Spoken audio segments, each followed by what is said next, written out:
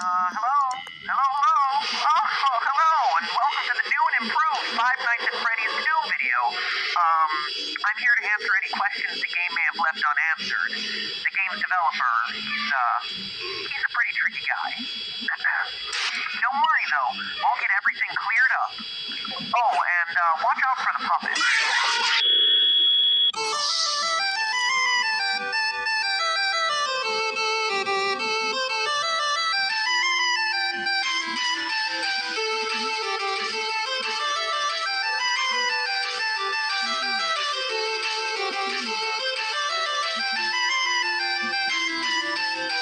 Hello, Internet. Welcome to Game Theory, the show that promises not to include any more gratuitous jump scares, unless that's just what I want you to think, so I can lull you into a false sense of security and scare you again. But I wouldn't do that. I'll just let the uncertainty of whether a jump scare is going to happen or not drive you insane for the rest of this episode. Man, I love reverse psychology. You know what else I love? These games! Not because I'm freaked out by the rosy-cheeked, tingle-looking, emotionally dead animatronics. Okay, well, Balloon Kid is pretty messed up, but whatever. No, what I appreciate about these games is the level of thought that went into every element of the story. When you create a game that has people rage debating about whether it's a sequel or a prequel, you've definitely done something right. Unless that was never your intent, in which case you've done something horribly, horribly wrong. Anyway, the point is, Five Nights at Freddy's 2 looks to be everything you'd want in a sequel. More cameras, more danger, and more fan. Oh, the fan. But that also comes with more questions. Questions about the game's lore. And while others will provide you with the jump scares, I provide you with what everyone really wants, answers. Well, maybe not everyone. What an elite, educated subset of you really want, answers. So grab yourselves a slice of Freddy Fazbear's signature pizza, because we're about to dig in. Ugh. Tastes like cardboard. Let's get the big one out of the way first. Is the game a sequel or a prequel sequel? And what I mean by that is, contrary to popular belief, just because it has a big 2 slapped next to the name doesn't automatically mean the game comes after the first one in a timeline sense. It's a sequel, yes, but it tells a prequel story. Take, for instance, these all-time classics: Psycho 4, The Beginning, Lion King 1.5, and the actual all-time classic Godfather Part 2. All of them sequels that just so happen to also be prequels. It's not mutually exclusive. So where's Five Nights at Freddy's 2 fit in? Knowing its place in the timeline is crucial for understanding its story. Well, to figure that out, let's focus on the paycheck you receive at the end of your 5th night. The date places the events of the game in 1987, a whole 6 years ahead of when we determined the first game took place in our first video. Sounds like a prequel, but we found that date in the first game by calculating Mike Schmidt's hourly pay and comparing that to the minimum wage of the 90s. If Scott Coffin, the game's developer, is just picking random numbers for the payments, this bit of evidence would be meaningless. Except that he's not. At the end of Five Nights 2, you get paid $100.50. Divide that by the 30 hours worked, and you get $3.35 an hour, the exact minimum wage for 1987. Which means that us using minimum wage calculations to identify the year of Five Nights 1 is a perfectly valid way to prove it, and shows that it takes place after the events of Five Nights 2. Still don't believe me? Players brave enough to survive the extra night 6 are rewarded with a bonus check and a newspaper clipping that says the toy robots are getting scrapped, and that the old ones are going into storage for a new, smaller scale version of the restaurant. That would explain why the old models reappear in Five Nights 1 and the toy models don't. And notice how it mentions a smaller version of the restaurant. The building in Five Nights 1 is significantly smaller than the setting of Five Nights 2. Need more evidence? What about the fact that on the first night in the office, the phone guy explains that the robots used to walk around during the day just like they do in Five Nights 2, but not anymore? Or the fact that phone guy dies in the first game, making it hard for him to also be the phone guy in Five Nights at Freddy's 2 if it takes place after. Call me the Phantom Menace, cause every way to Sunday, this game is a prequel. So with that revelation out of the way, we're able to piece together the rest of the timeline and dig a little bit deeper. Posters everywhere in Five Nights 2 welcome you to this new location location, implying that there was another Freddy Fazbear's Pizza somewhere before this one. Additionally, the phone guy makes reference to it on night 1, mentioning the old location and how it was left to rot. So we know that there was one Freddy Fazbear's Pizza for the first game, one for the second game, and one that came before both of them that we've never seen. But even before that, the phone guy also mentions an even older restaurant called Fredbear's Family Diner, which, aside from its confusingly different name, also had different owners. So let me recap. There's the restaurant from the first game, which is the last in the timeline. The one that you're currently working at in 1987 in Five Nights 2, an older location of Freddy Fazbear's Pizzeria left to rot, and the original Fredbear's Diner. Jeez, I hope you're still with me because this is more complicated than the Zelda timeline. Anyway, it's at this first location, the diner, where the whole story begins. Submitted for the approval of the Game Theorists Society, this is the true tale of Five Nights at Freddy's. When you die in Five Nights at Freddy's 2, before you've even gotten over the jump scare, you sometimes get a screen like this. Oh, turn it off! Turn it off! It's too horrifying! That, youngsters, was E.T. for the Atari, a console that came out before the NES. Yes, around the same time as the dinosaurs. It's widely considered to be the worst game of all time, hence me reacting in a horrified manner. See? Humor, folks. But seriously, you get these disturbing death minigames which, true to the 1987 setting, use Atari-esque graphics to depict various horrific events. All the while, a creepy robotic voice spells out letter by letter things like help them, or save him. These death minigames are the most important piece in figuring out the true story behind these games. Let's start with this one. This death minigame has you playing as Freddy, taking cake to screaming children at a birthday party. As Freddy rushes around trying to keep the whole party happy, a single sad child looks on from outside, when suddenly you're powerless to do anything but look on in abject horror as a purple man pulls up in a car, murders the child, and drives off. It's my belief, loyal theorists, that this game takes place at Fredbear's Diner, and is chronologically the first event that we see in this timeline. How do I know? Well, it's a small establishment, and there's only one animatronic, Freddy, as opposed to all the other games which show other robots. But more importantly, this murdered child is the one that sets everything into motion. One of the new tasks added to Five Nights at Freddy's 2 is winding a mysterious music box that we're told placates one of the animatronics. If you fail to wind the music box, what you're introduced to is this terrifying thing, the puppet. It looks like No-Face from Spirited Away. You know what else he looks like? Take a look at that murdered child again.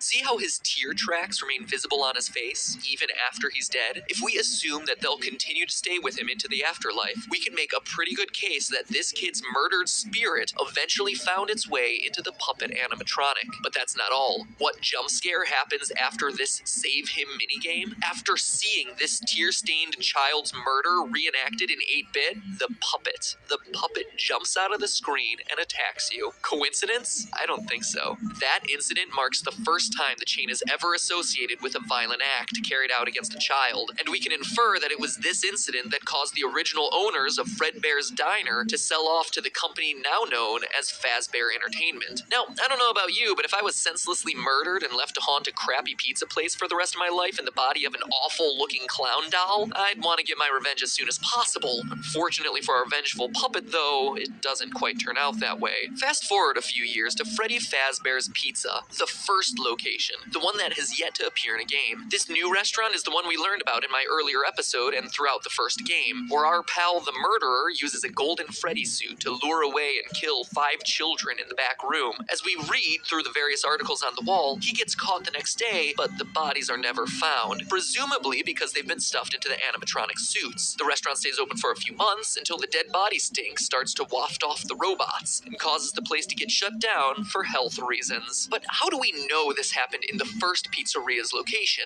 Again, we turn to what the phone guy says. On night 2 of Five Nights 2, he mentions the smell coming from the old animatronics, the smell that got the original restaurant shut down. We also know that after the Golden Freddy incident, it took multiple months for the restaurant to get shut down. That couldn't have happened in the restaurant of Five Nights at Freddy's 2, which is shut down on night 6 and into the foreseeable future. But outside of these lore clues, it also makes logical sense. Before the Golden Freddy murders, there was one dead child whose tear-stained soul existed in the form of the puppet. But now there are 5 more dead children, and thanks to another of the death minigames, we find out exactly what happened to them. In the Help Them minigame, the puppet stuffs the dead children into the robotic suits, giving their souls new life, and preps them for their eternal mission of vengeance. But Matt Pat, you say through your chattering teeth, there are only 4 dead children in that game. To which I tell you, look closer, if you dare, for the frame right before Golden Freddy's head jumps out and attacks features the lost 5th dead child, and what started as a haunted puppet has suddenly become an army of possessed animatronics out for revenge. But wait, that's not all we know. We also know the murder was committed by the same guy who killed the first child. How? Look at the Foxy death minigame. Twice, Foxy runs out to meet the kids, but the 3rd time we see the tall purple man again, smiling. Foxy goes into the other room to find 5 dead children. The man in purple strikes again. Skip ahead to 1987, finally bringing us to the events of Five Nights at Freddy's 2. The old animatronics have been retired, and the cute new versions of all our favorite friends come equipped with facial recognition software that just so happens to be connected to a sex offender database. Seems like an oddly specific detail, right? Until you consider that the last restaurant was closed for having children get kidnapped and killed by an employee. It's a safety measure. You see how it all ties together? So you have some animatronics possessed by vengeful spirits and another batch on the prowl for predators. But that doesn't stop our friend the Purple Man from continuing his life's work of murdering children at Freddy Fazbear's Pizza. As we learn from the phone guy on nights 4 through 6, the new restaurant is once again under investigation as, well, I'll let him explain. Hello. What on earth are you doing there? Didn't you get the memo? The place is closed down, at least for a while. Someone used one of the suits. We had a spare in the back, a yellow one. Someone used it. Now none of them are acting right. The Golden Freddy Killer struck again. The final death minigame also supports this. You, as Freddy, must walk through an exact replica of the building. Animatronics all in their proper places, seeing the 5 dead children spread out through the various rooms. And based on what Phone Guy says, it seems like the guilty party was the former night guard, the one who moved to day shift and the one your character replaced. I mean, Phone Guy makes plenty of uncomfortable references to suddenly having an available position during the day. When we get it all sorted out, we may move you to the day shift. The position just became available.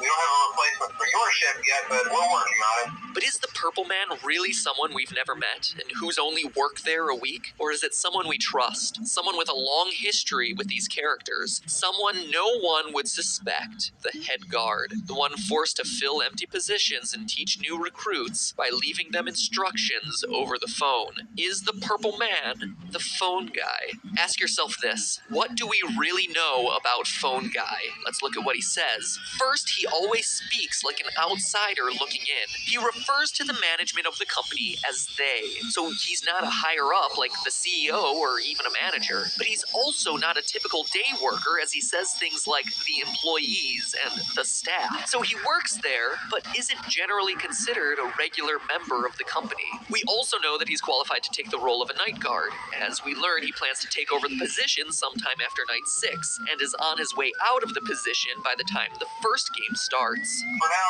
just make it through the night. When the place eventually opens again, I'll probably take a night shift myself. I actually worked in that office before you. I'm finishing up my last week now, as a matter of fact. What else do we know? Well, we know that Phone Guy has a long history with the company, being with it at least since the first pizzeria that we haven't played in. He also openly admits that Foxy the Pirate was always his favorite, and that he has never liked the puppet because, as he says, it was always thinking. Yeah, I told you you wouldn't have any problems. Did Foxy ever repair the hallway? Probably not. I was just curious. Like I said, he was always my favorite. I'll be honest, I never liked that puppet thing. It's always thinking, and it can go anywhere. Okay, but what do we know about the Purple Guy, the Golden Freddy Killer? Well, let's look at the minigames again. He has a long history with the franchise, killing since it was Fredbear Diner. We see him smiling as he watches Foxy perform, Phone Guy's favorite, right before Foxy sees the room of dead children. We know that the puppet and the killer wouldn't get along, which would explain Phone Guy's discomfort around a creature that he describes as always thinking. And here's the bombshell. We know the killer is a security guard. How? On very rare occasions during the Save Them minigame, while Freddy chases the puppet, the purple man appears and chases you. Look on his chest. It's an orange badge, the kind that would be given to a security guard. Now look at his eyes. Notice the white spots? An odd, seemingly innocuous detail. But now look at Golden Freddy. Look deep into his dead, vacant eyes. What do you see? Two white spots. Pinpricks, really. Barely visible. They're there. And now finally, what do we see in Purple Guy's hand? Well, the Atari graphics make it tough to discern. It's not like any gun or knife I've seen. No, that to me is very clearly a phone.